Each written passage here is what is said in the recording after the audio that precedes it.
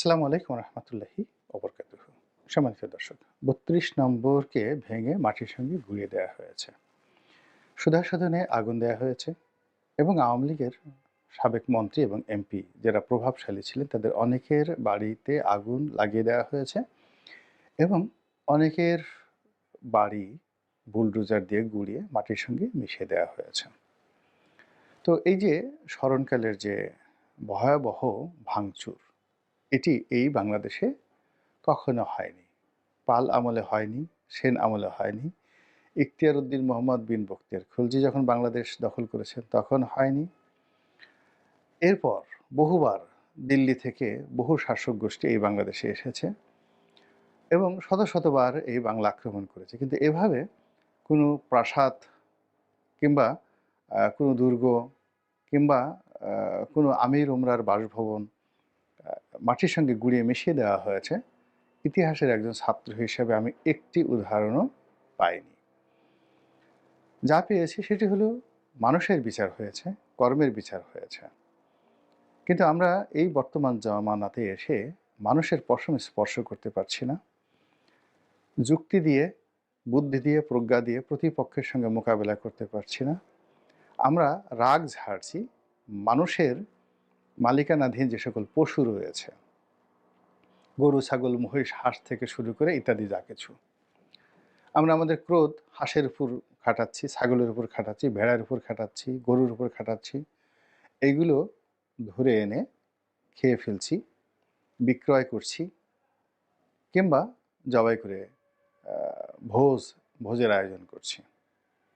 বিভিন্ন বড় বড় গরুর খামারগুলো আক্রমণ করে সেখান থেকে শত শত না হাজার হাজার গরু এনে আমরা গাবতলীতে বিক্রি করে দিচ্ছি। তো মানুষের সাথে না পেরে আমরা পশুর সঙ্গে এই নিজেদের ক্ষোভ ঝাড়ছি। পশু যখন শেষ হয়ে গেছে, এখন আর পশুর সঙ্গে মানে কোনো প্রাণীর সঙ্গে রাগ দেখানোর আমাদের আর যোগ্যতা নেই। এখন আমরা জড় পদার্থের দিকে এগুচ্ছি। ইট, বালু, সিমেন্ট, রড, এগুলো একটা বাড়ি বলতে কি? একটা বাড়ি বলতে তো ইট, বালু, সিমেন্ট। ৩২ নম্বরের যে বাড়িটি, ইট, বালু, সিমেন্ট ছাড়া আর কি? আর কিচ্ছু না।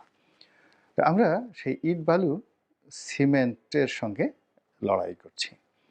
কিন্তু ৩২ নম্বরের পেছনে যে আদর্শ রয়েছে, যে ইতিহাস রয়েছে, যে ভাবধারা রয়েছে, সেটার সঙ্গে লড়াই করার জন্য যে সময় দরকার, জ্ঞান দরকার, প্রজ্ঞা দরকার, তারপর প্রচণ্ড মেধা দরকার। ওই জিনিসগুলো আমরা ব্যয় করতে নারাজ। ফলে বুলডোজার দিয়ে আমরা সঙ্গে সঙ্গে ভেঙে ফেলছি। আর ভেঙে ফেলার পরে যে আদর্শের বিরুদ্ধে আমরা এই লড়াই করছি এবং মানুষের পরিবর্তে পশু, পশুর পরিবর্তে ইট, বালু, সিমেন্ট, এদের সঙ্গে আমরা লড়াই করছি এবং বুদ্ধির পরিবর্তে কোদাল, হাতুড়ি, খুন্তা, তারপরে শেষে শাবল ইত্যাদি দিয়ে আমরা প্রতিপক্ষকে জব্দ করার চেষ্টা করছি। আর মস্তিষ্কের পরিবর্তে ঠোঁট, জিহ্বা এগুলো দিয়ে গালাগাল করে আমরা প্রতিপক্ষকে কবরে পাঠানোর চেষ্টা করছি। এগুলো এখন রীতিমতো ভাইরাসের রূপ নিয়েছে এবং এই ঘটনা যখন মানুষ ঘটে, আপনি নিজের কথাই চিন্তা করুন যে আপনার সঙ্গে একজনের লড়াই, আপনি দাঁড়িয়ে আছেন। তো আপনার সঙ্গে সে কিছুই করতে পারল না। আপনার কাছের ছাগলটা এসে ছাগলের গালে দুটো চড় মেরে দিল, ছাগলটাকে জবাই করল।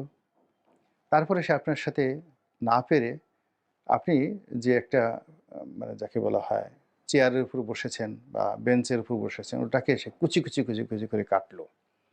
তা আপনি এই লোকটিকে নির্বোধ বলবেন, পাগল বলবেন, বেকুব বলবেন নাকি দুর্বল বলবেন, সেটা একটু চিন্তা করতে থাকেন। তো এখানেও আমি মনে করি যে কোনো মনুমেন্ট ভাঙা, স্থাপনা ভাঙা, এটি ক্রোধের সবচেয়ে একেবারে যাকে বলা হয় অযৌক্তিক এবং ক্রোধের নির্বোধ বিস্ফোরণ। এখানে মেধার কোনো প্রয়োজনই নেই, এটি যে কোনো লোক করতে পারে, এনিওয়ান। তো সেই কাজটি এখন হচ্ছে বাংলাদেশে সিন্ডিকেট করে, দল বেঁধে এবং এই কাজ করে কেউ বলছে ঈদের আনন্দ, কেউ বলছে মুক্তির আনন্দ, কেউ বলছে স্বাধীনতার আনন্দ। এবং এই কথাগুলো যত শুনছি ততই জাতি হিসেবে বা এই জাতির একজন ক্ষুদ্র যাকে বলা হয় সদস্য হিসেবে নিজেকে খুব অসহায়, নিজেকে খুব হীনমন্য এবং পৃথিবীর সভ্যতা, সাহিত্য এবং সংস্কৃতি থেকে বিচ্ছিন্ন বলে মনে হচ্ছে। চিন্তা করুন মিশরের পিরামিড। তো মিশরের পিরামিড তো ফেরাউনরা তৈরি করেছেন। তো যে ফেরাউনের উপরে এত রাগ, যখন আমর ইবনুল আস, হজরত আমর ইবনুল আস মিশর দখল করলেন, তিনি সেই পিরামিডকে কেন মাটির সঙ্গে মিশিয়ে দিলেন না?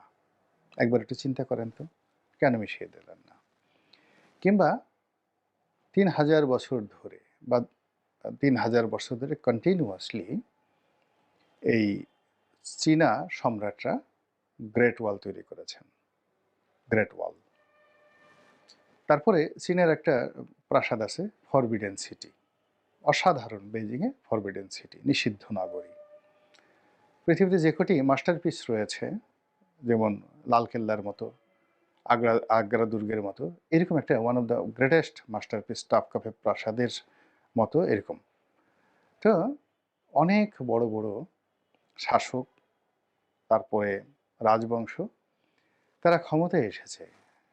এসে একজনে গ্রেট ওয়ালের একটা ইট সরিয়েছেন কিংবা ফরবিডেন সিটির একটা পাথরে একটা ঘষা দিয়েছেন, এরকম অসভ্যতামি আমি চীনের যাকে বলে ইতিহাসে পাইনি, কোথাও পাইনি। সেখানে বরং অনেক সময় যুদ্ধ করতে গিয়ে গোলার আঘাতে আগুন লেগে গিয়েছে, যেগুলোকে গ্রেট ফায়ার বলা হয়।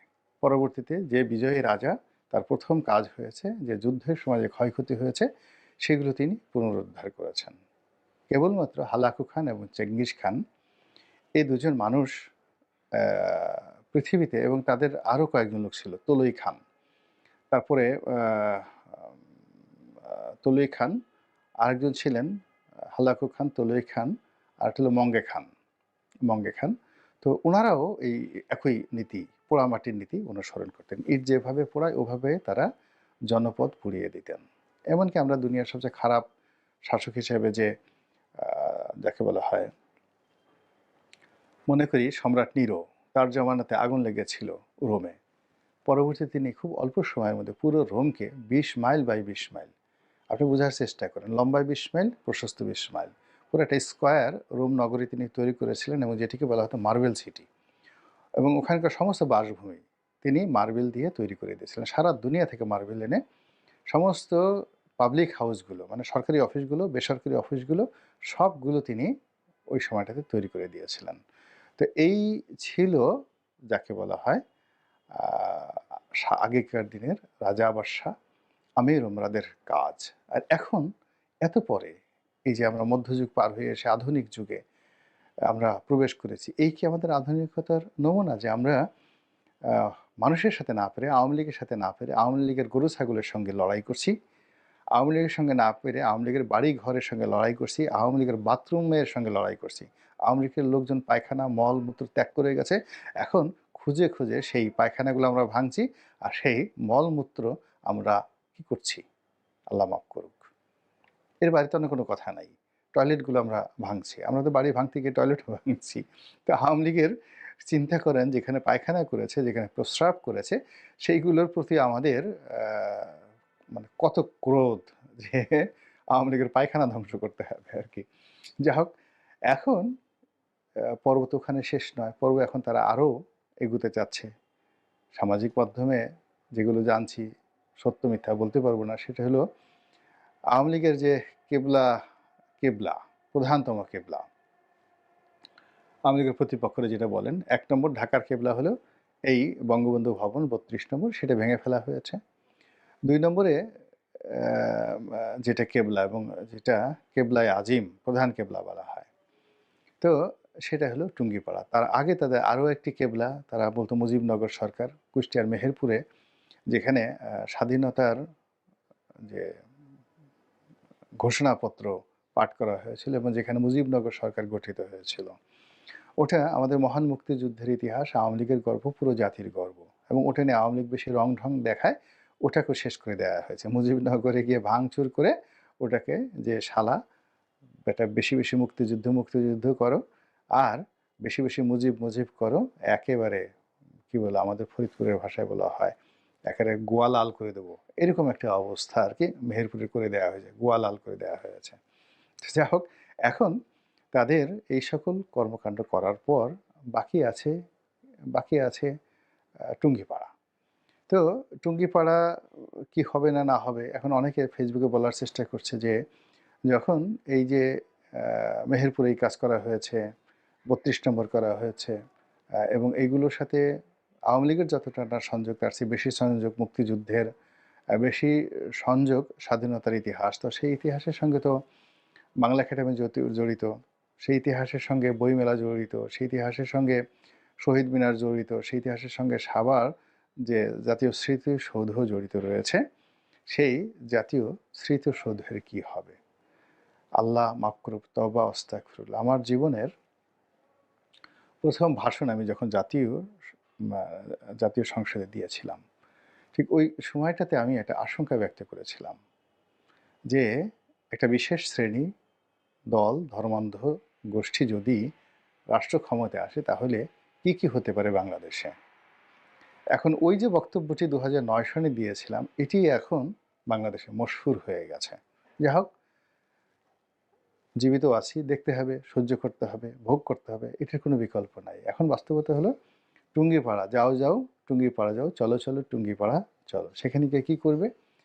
বঙ্গবন্ধুর মাজার ভাঙতে পারবে, তারপরে তার বাড়ি ভাঙতে পারবে, শেখ হাসিনার বাড়ি ভাঙতে পারবে, ওখানে আওয়ামী লীগের আরও বড়, বড় যে সকল নেতা রয়েছে তাদের বাড়ি ভাঙতে পারবে। তারপর শেখ সেলিমের বাড়ি ভাঙতে পারবে। ওখান থেকে আরো একটু এগিয়ে আরো অনেক কিছু